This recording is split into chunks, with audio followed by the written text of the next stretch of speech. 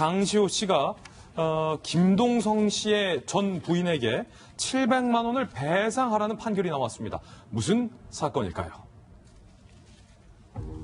김동성과 불륜설에 올랐던 최순실의 조카 장시호죠. 위자료 청구 소송. 지난 2017년 3월 장시호 씨가 국정농단 사건 재판 중에 2015년 1월부터 나는 김동성과 교제를 했다.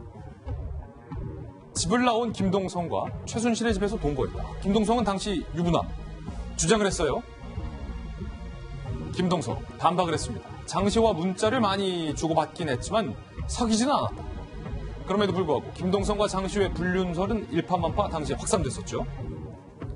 그러자 오모 씨, 김동성 씨의 당시 부인인 김동성과 이혼을 하기에 이르릅니다.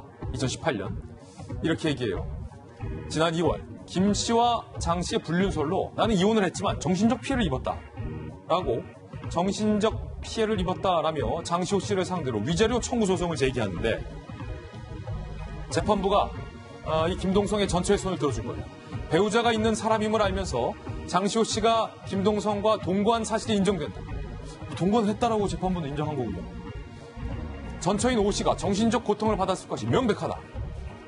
장시호는 전처 오모 씨에게 700만 원을 지급하라라는 판결을 내립니다. 아니 그러면 곽대경 교수님, 김동성 씨는 우리 안 사귀었다라고 하지만 재판부 설명에 따르면 두 사람이 사귀었던 거네요? 네, 그렇습니다. 재판부는 이 두 사람의 그 동거 사실 일부를 갖다 다 이제 인정을 했습니다. 그렇기 때문에 죄가 있는 것으로 보고 위자료를 지불하라는 건데요.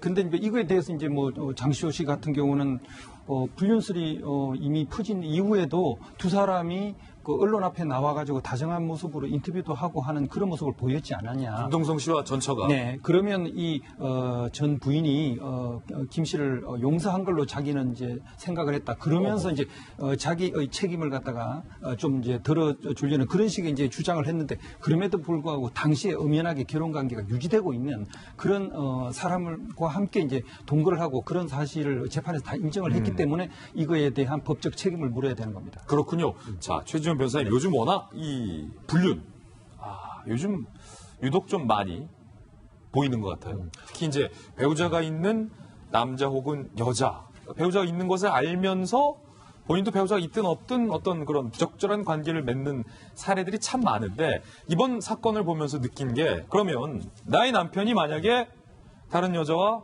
부적절한 관계를 맺었어요. 그러면 아내 입장에서 소를 걸면 다 피해 보상 받을 수 있는 거예요? 결론적으로 얘기했을 때 이런 것을 이른바 상간녀 소송이라고 합니다. 아마 인터넷 검색창에 상간녀 청구 소송을 하면 이와 같은 사건들이 굉장히 많은데요. 아시다시피 얼마 전 같은 경우만 해도 이런 경우에 이른바 외도와 관련해 가지고는 이제 그 형사 고소를 했었었는데 간통죄가 위헌으로 판결되면서 더 이상 형사 처벌을 할 수가 없게 되죠. 그러니까요. 그러다 보니까 이제 보복적 감정을 만족시키기 위한 법적 제도가 유일하게 남은 것이 민사상 상간녀 손해배상 청구 소송인데 그러다 보니까 지금 앵커께서 얘기한 것처럼 예전보다는 이런 소송이 더 많이 나오는 것인데요. 실무적으로와 같은 그 불륜 관계가 있었다는 사실이 밝혀질 경우에는 통상적으로 한 1,000만 원 내지 한 2천만 원 정도의 손해배상이 인정된 것이 어느 정도 이쪽 바닥의 그 대략적인 흐름인 것 같습니다. 그쪽 바닥의 흐름입니까? 그런데 네. 이번 같은 경우에는 한 700만 원, 이거 좀 적지 않느냐 하는데 판결문을 보면 그 이유를 알 수가 있습니다. 그래요? 그건 뭐냐면은 지금 법원에서 인정하는 것은 뭐냐면 둘이 불륜 관계를 인정했다는 것이 아니고 부부 생활을 하면서 다른 여인과 동거를 했다는 그 내용이 있기 때문에 그게 그거 아니었어요? 물론 그게 그걸 수도 있습니다만 사실관계가 명확하게 확인된 건 아니다 보니까 동거로 인한 것으로 해서 부정행위라는 했다는 취지에서 손해배상을 하다 보니까 일반적인 상간녀 소송과는 조금 다르게 손해배상 금액이 적었던 것이 아닌가 저는 제가 이 뉴스를 그렇게 읽어보고 싶습니다. 그렇군요. 오늘 또 한 가지 배웠습니다. 두 분과 함께 두 가지 사건 풀어봤습니다. 감사합니다.